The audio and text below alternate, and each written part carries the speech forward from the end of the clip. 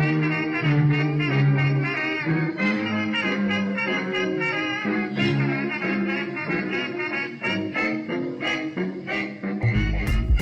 hello and welcome to an episode of Rustacean Station. I'm your host, Alan Wyma. Today I am with Daniel Thompson, who is the co-founder of Tauri. Now, Tauri is a GUI project written in Rust, I believe, which uses web views as the GUI layer, if I understand correctly. He can definitely help me understand more. Why don't you go ahead and introduce yourself, Daniel? Hey, Alan, thanks for having me. Yeah, I founded Tauri with my friend Lucas about 3 years ago, way back.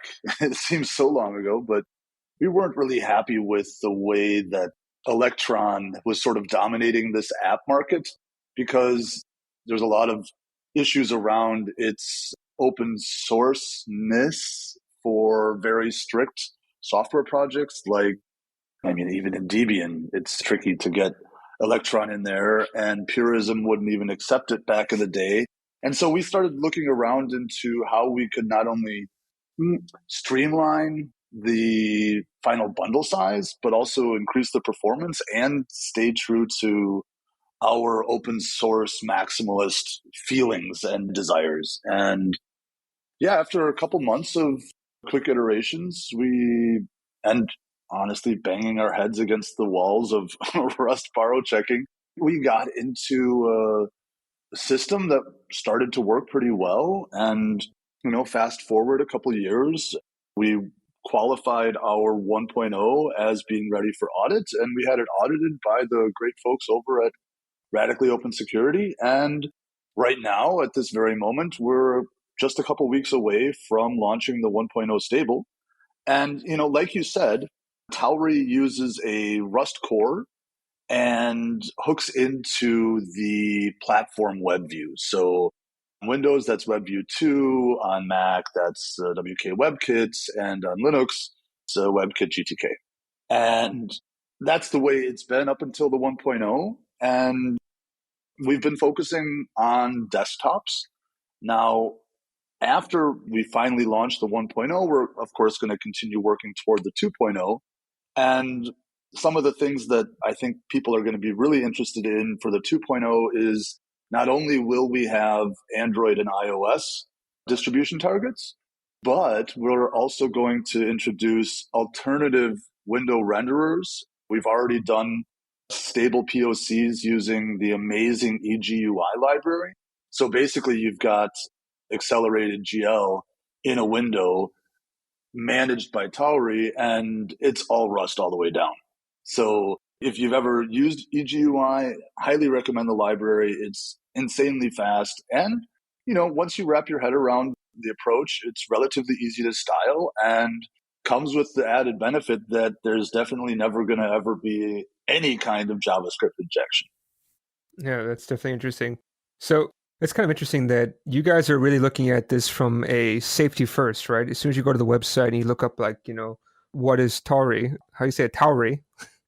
What is Tauri? What is Tauri? Yeah. Yeah, what is Tauri? Yeah, you guys are very much safety first or security first, right? Yeah.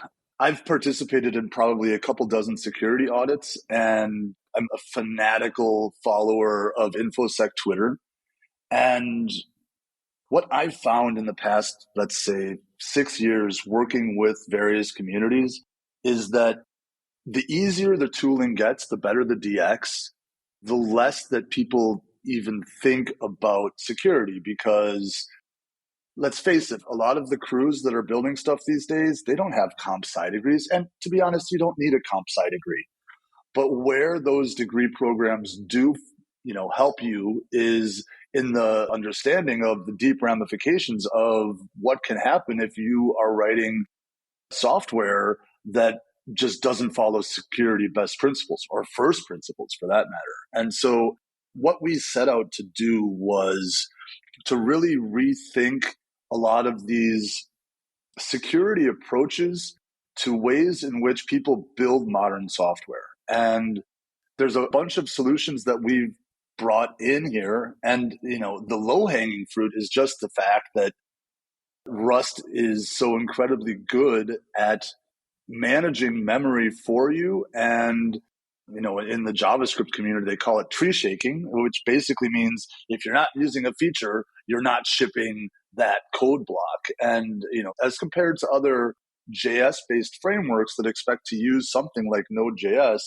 instead of shipping an entire engine, you're only shipping the bits and pieces of it that you actually need in order to get the work done that you want to get done. And, that has the added benefit that you are always reducing bundle size. And it might not sound like a lot, but one of the guys who works on the core of Tauri was involved in Popcorn Time, which back in the day was an Electron app. And I think they pushed out like the updates to the fleet of apps out there. And if you're shipping a 150 megabyte app once a week to several million users, that is an extraordinary amount of traffic and carbon consumption. And even if it's not a lot, I still think that, open source is great for the legal framework. Community guidelines is great for making sure that people stay civil. But none of that really addresses the fact that our planet is drowning and we're to blame. And so it's really it's a 3-for-1. Use Rust, you get smaller, faster, more secure binaries, and all of that makes a better planet. I'm not trying to pitch it, and I don't want to sound trite, but if you just look around, we all have to do a little bit, everything we can. And so that's why it's so important to us just to remind people that, compress your PNGs, use SVGs, use a smaller font set, and do everything you can to just reduce our footprint. So not just security-wise, but you're also looking at using a smaller footprint, right, in terms of the resources in there. If we were to compare a similar size as an app in terms of functionality, like, are we saying like there could be a 20 to 50% reduction in size, or you don't have any idea? If you do proper build time compression techniques in your Cargo Tomo, small app comes in around 3.5 to 4 megabytes of Tauri app. And Electron, it's variable, but they tend to be between 80 and 150 megabytes. Obviously, the more complex, the more assets you ship, the larger the footprint. But we've seen production apps that are extraordinarily complex that come in around 8 or 9 megabytes. So I would say that's it's around a tenth the size of an Electron app, maybe more or less. It really also depends on who's writing the code. Now, what is Electron shipping that makes it so big? Is it because you guys did like the Node.js runtime with it? Right. So you're shipping Node.js, you're shipping Chromium, and you're shipping basically the pure JavaScript. They call it an ASAR, which is some kind of machine type code that Node.js can read.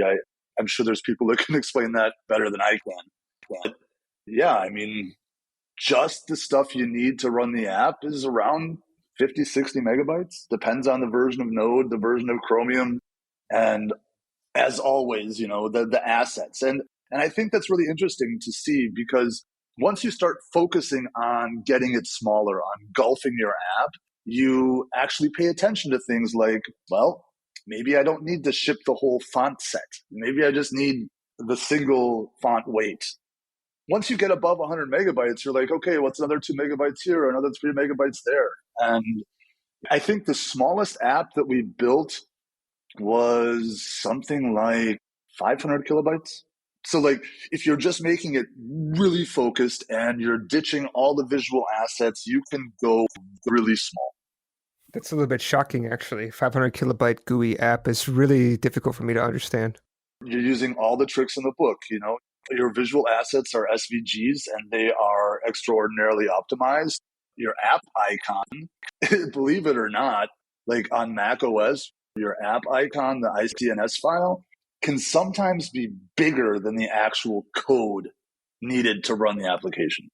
Those things can come in at 500-600 kilobytes. And it sounds so stupid to be talking about this. We've got hard drives that are terabytes and we've got 32 gigs of RAM in our laptops. But at the same time, that's the reason why we have all of this RAM and we have to have this massive storage is because our apps are just getting so bloated. I don't know how many Electron apps you're running right now. I have at least 4. And it's a bigger problem too, because I don't know. I mean, if we jump back to security for a second, in the industry, there's a thing called a 1-day. You've heard of 0 days. And that means actively in the field, there's people doing bad stuff with some kind of exploit. And for example, they do a great job. Like, hats off to that entire security team. And basically, they ship an update instantly or maybe within 48 hours, and you update your Chrome and you're safe again. If you don't update your Chrome, every hacker out there knows exactly what the attack vector was and can use this 1 day until you update. They can use the 1 day in order to attack your browser, attack your device. And when you're shipping the Chromium build in your app, like, there's a long tail to play catch up, because not only do you have to wait for the Electron engineers to adapt the latest builds of Chromium, you also have to, consume that into your Git workflow or whatever. Then you have to ship it to your consumers. So like, you're always a couple steps behind. And while it's debatable whether the WebKits and web views are, as up to date as you want them to be, since they're on the system, systems generally tend to have a better track record for updating. I know there's a long discussion we can have there. And to be brutally honest, we're not entirely happy with the web views out there. They seem to be the unloved children of the browser wars. They don't always seem so standardized, and there's always discrepancies between platforms. And that's why we actually started a collaboration with the remnants of the Servo crew. We are working right now actively resurrecting Servo and retrofitting it as a WebView provider for all the platforms. It's a massive amount of work. Right now, we're at the POC stage. We've started applying for a couple grants, and we expect to have, early results sometime this fall. Okay, yeah. So if I'm using Chrome, that has its own rendering engine, so that would never be touching the built-in web view into my Mac OS machine. That's right. Or is that right? Correct. You're right. So on Mac, the web view is actually distributed by Safari, and it has almost everything to do with the version of Mac OS that you're running, which I find troubling. It's a design decision, of course. They want people to upgrade to the latest, greatest, and also, like, I'm not complaining. There's so much to do in a browser. It's a huge piece of work. And Windows uses a Chromium port from Edge, and WebKit GTK is kind of the outlier. The problem with that is, even if you update to, I don't know, what are we at, don't quote me on this, I think 1.27, even after that gets released, it's going to take a while to trickle down to various Linux distributions, right? So Ubuntu, you might be waiting months. And that's just a totally fractured ecosystem. And to be honest, I don't like it. And when we don't like something, we work on changing it. I mean, that's the underlying ethos of Tauri. I remember, you and I are both definitely older. I don't know how different in age we are, but I know that you and I are both older, right? Do you remember, what is it, 10 years ago or maybe even less than that, where it's like you had to always worry about, okay, we have to deal with IE. That was for a long time was like that. Even before that was like, well, we got 3 different browsers or 10 different browsers to deal with. How do we actually handle this? And I think most of our work we just shoveled off to jQuery to handle most of that kind of stuff. Yeah, I actually remember Netscape Navigator. Yeah, I remember using that in school, but I never had to develop for it. So, but I think that would be better than IE. IE8 was a little bit of a disaster. IE6 was really horrible when I had to develop for that one. I used to live in China for a long time. IE6 never died. Really? If it's still being used right now, I wouldn't be surprised. But I think they moved it to Chromium. But in any case, right, what I'm thinking to myself, because it's such a fractured community, right? How do you handle this problem where, like, some features are supported, some are not across different platforms? I mean, it can't really say, okay, I'm going to build it on my machine and distribute it to others. It's kind of like I still need to kind of test this across different OSs at least, no? Well, I mean, A little history trip. We started back in 2019 and we were using a web view library managed by Buscup. And Buscup was actually wrapping zSerge's WebView, which was basically a collection of C and Objective-C pointers to interface with the various web views. And you know how it is in open source. Sometimes people don't respond to PRs and there's no one really managing at the helm of the ship, so to speak. And we went back and forth. We even spearheaded the rebirth of the WebView community, which you can find at GitHub, WebView/WebView. And it got to a point where just managing these different flavors of C was making people's minds melt. And that's why we started working with Winit, as a matter of fact, and then built our WebView interface also in Rust. Turns out that, there's lots of complications when you're building a desktop application. You want to have a menu. You want to have an icon in the taskbar. You want to have key press accelerators for, pressing Control C. And the folks over at Winit at the time weren't interested in giving up the event loop. And so we forked Winit and created our windowing library called Rye, which is designed for those three platforms and actually technically already works for Windows or for Android and iOS. And then, once you have a window, you have to put something in it. And so we put this WebView rendering library, second layer on top of the window. And then once you have those two pieces, then we built these into Tauri so that you have Tauri sort of as your application bootstrapper, but it's also managing then the windowing loops. And, you can modify menus. And Tauri is sort of like the glue that brings all of these different pieces together. And I'm not going to lie, undecorated windows are different on every platform.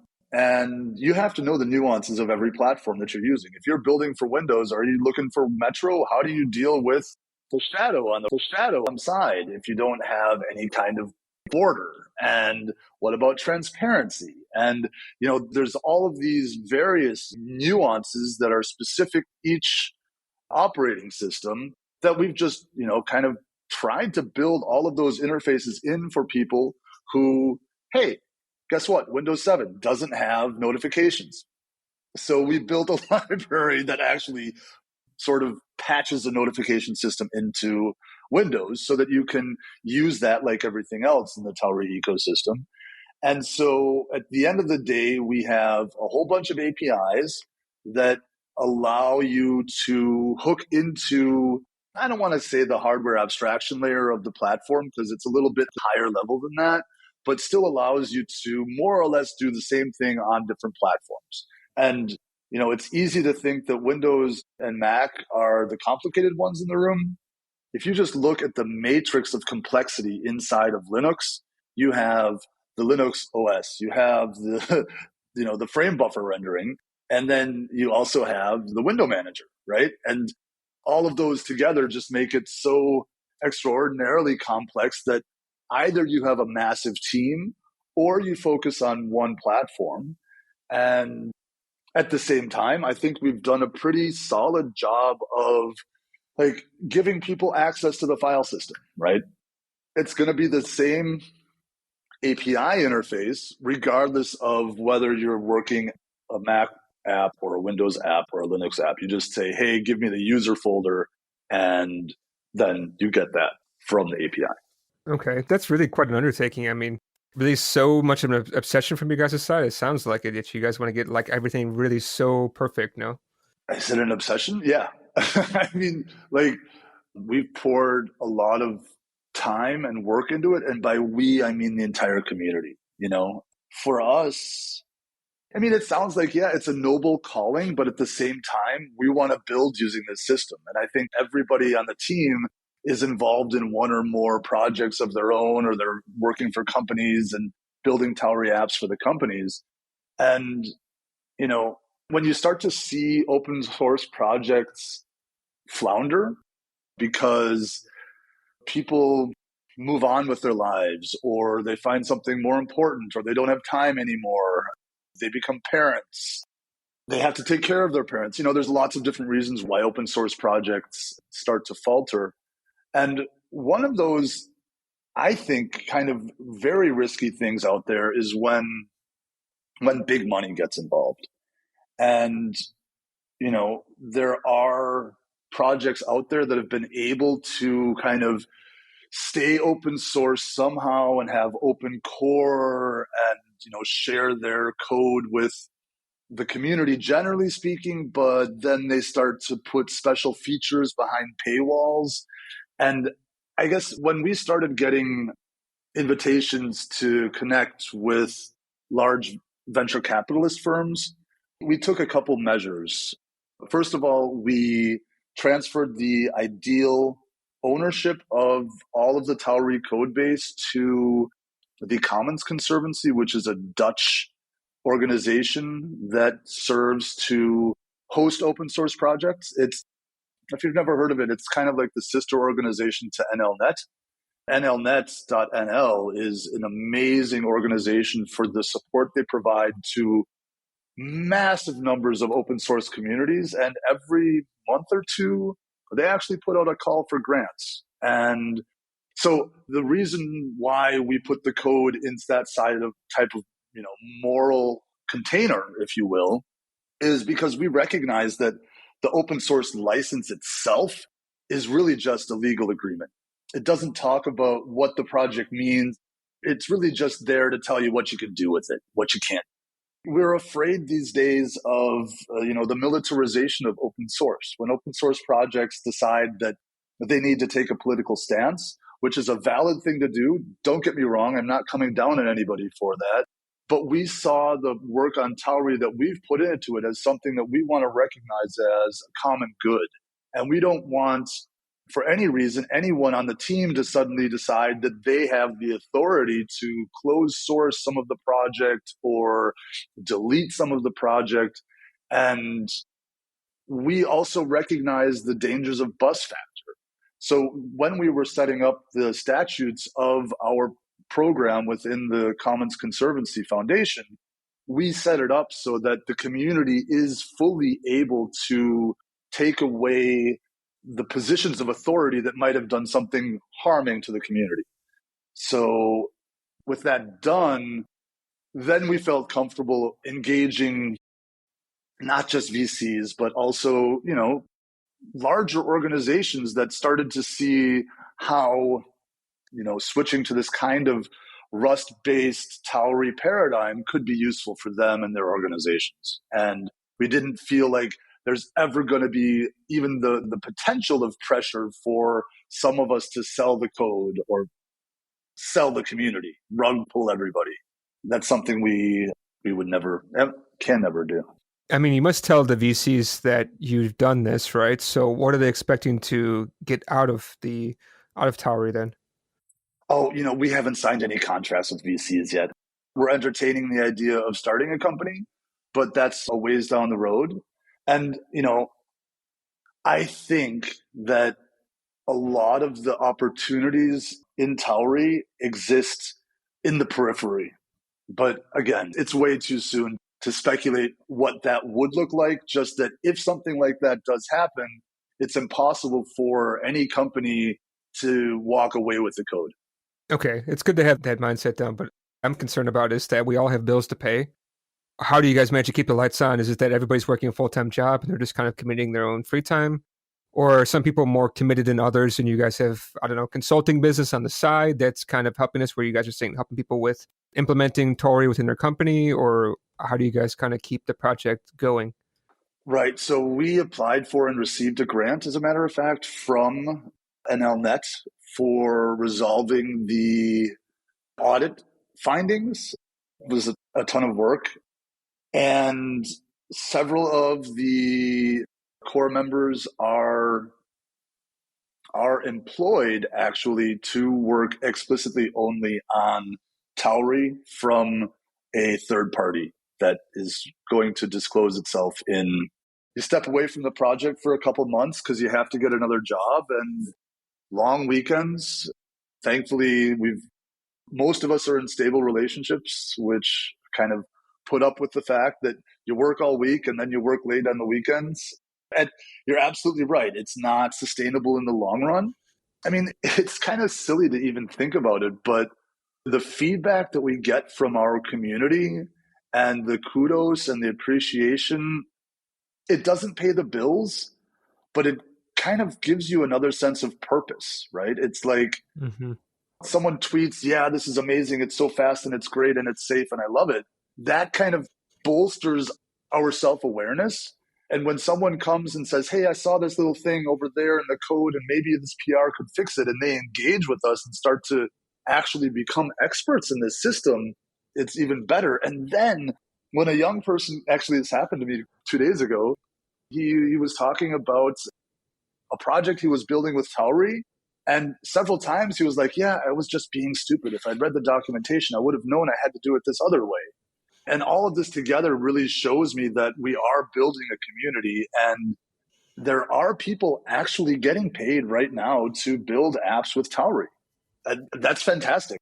I mean, I couldn't dream of a better situation right now. Do you know why people are actually choosing Tauri compared to other solutions? I mean, you already said the eGUI is a really good solution out there. Electron, we all know, is really popular. Why would somebody want to choose Tauri? I mean, it's not like Electron where it has huge companies behind it that are actively pushing it out and developing on it. You know, I think a large portion of our community actually comes from the TypeScript, JavaScript web framework groups. You know, this kind of classical, I build a single page application in Vue 3, and basically all I have to do is render that out with my build command and point Tauri at that build folder and say Tauri build, and I've got an app done based on my SPA. I mean, in a sense, Electron is similarly easy, and there are other options out there. You know, you were maybe mentioning Flutter. There's also Neutralino. And I think that the big frustration around Electron, and I want to be careful, I don't want to say that Electron is bad. I know it got a lot of people to where they are today, and it's put a lot of bread on people's tables. But I think a lot of the frustration comes from the ultimate bundle size and the resource consumption. You know, Tauri is marginally better, but I think that every improvement is something that should be looked at. And, you know, security. I mean, the big thing out there that people need to realize is every application is a gateway into your users' systems. And if you don't build it securely, you are putting them at risk. You're putting their identity, their personal property, and eventually, you know, their credit cards and, you know, emails all at risk. And I think also because it's Rust, I know a lot of companies are, you know, investigating more and more Rust. But I think the stack over at Discord is Elixir and Rust and TypeScript. I mean, I might be wrong. I don't know exactly how their code base in the app works, but I think that's their stack. And maybe Rust is kind of the new kid on the block from the perspective of, well, it's not C and it is systems level programming, but it gets you to think about things differently. And I know a lot of people also love the challenge. So that would kind of be my estimation about why people are using it. Okay. And I think it'd be good to have a talk about what are people actually building it with. And I know you said there's actually some people using for password managers, right? So that really shows that it does have a safety aspect to it. So what else are people using Tauri to build? There are tools being built for, introspection of databases. There are, like you mentioned, password managing apps being built. There are cryptocurrency wallets out there. There are games being built on Tauri. And I guess the thing that we try to coach people is if you're doing something with security or you need to do some high performance number crunching, just don't use JavaScript. Do that in the Rust backend. And inside of that Rust core, you've got all the threads you need. You've got extraordinarily fine-tuned algorithms that either you write yourself or you import as crate. And you use the UI as an instrumentation layer for directing the heavy lifting in the back end. So there's people doing video editing tools with Tauri. And recently we even saw one where somebody built a bridge to OBS that does real-time translation, which was just utterly fantastic. So you've got your real-time translation subtitling going on top of your stream for OBS. And so I think that, for people who need to make tools, I really think that's where we're going to see a lot of stuff coming up in the near future, where, if you're running OBS and you're running some kind of sound capture and you're running a video stream and you've got like 10 different programs on one machine that all need to run at the same time, then the less memory, the less processing power, and the less, physical overhead that you need for running that setup is something that is extraordinarily useful.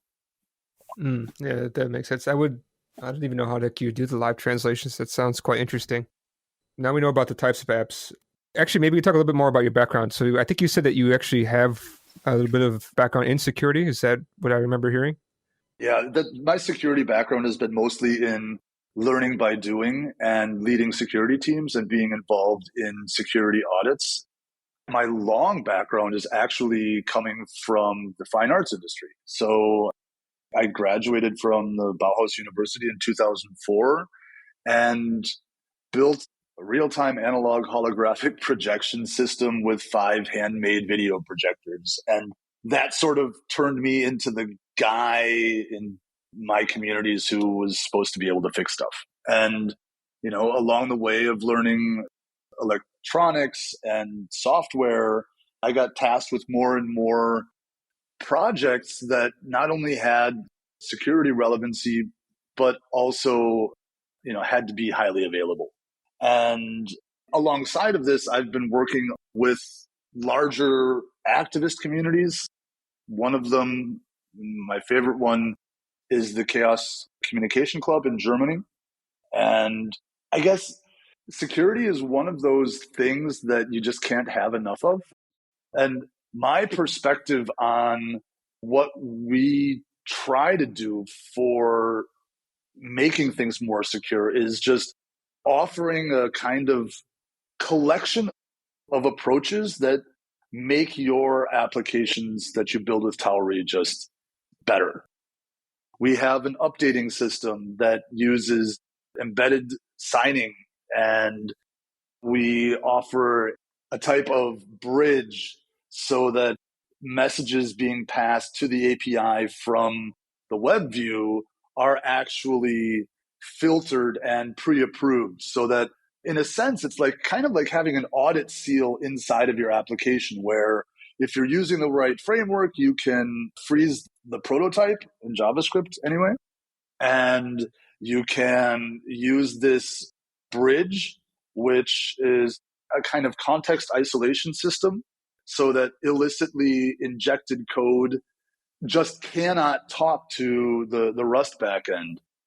We've built a CSP into the web view so that you can define exactly with granularity which types of resources you are permitting the web view to even consume, whether that's a remote endpoint or anything over HTTPS, right? And what's coming up next is something I'm really excited about, and that is we're going to be offering again, after the 1.0 lands, but we're going to be offering a type of static and dynamic analysis of your project where we look at which APIs you're actually using and which ones you are telling the app construction kit that you want to use in order to reduce that kind of overexposure. We're going to be analyzing which front-end framework you use, because believe it or not, and I know that might not interest you personally that much, but for a lot of people out there, they probably don't know that Svelte, for example, along with Solid.js, they don't manipulate the prototype of the JavaScript runtime, which is important from a security perspective, right? So there's a whole bunch of little check marks that we're going to be able to apply and help people get an understanding of how secure their applications really are. So you talked about some really cool stuff that's going to be coming after 1.0, but what's actually missing until we actually get to 1.0? Like, how far are we away from that? We are literally just a week or two away. Right now, we're cleaning up some of the very last usability PRs because we've had, I think, 7 or 8 RC versions that we've put out, again, with community response. And we take the responses very seriously. I mean, basically, we have full API, full build system, full updater system, full plugin system so that you can add new plugins to the core. And we have parity on Windows, Mac, and Linux. So it's basically your 1.0 desktop engineer toolkit.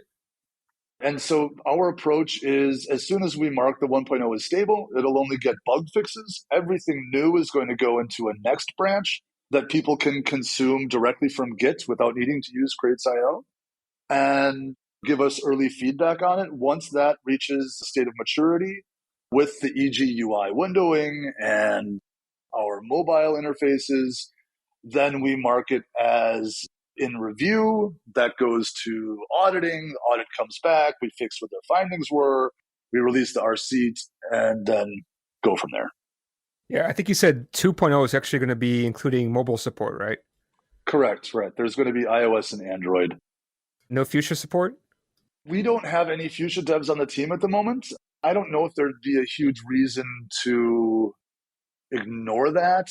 I know there's a lot of really amazing Android-ish, I don't know the right word for it, but OSs for Android phones.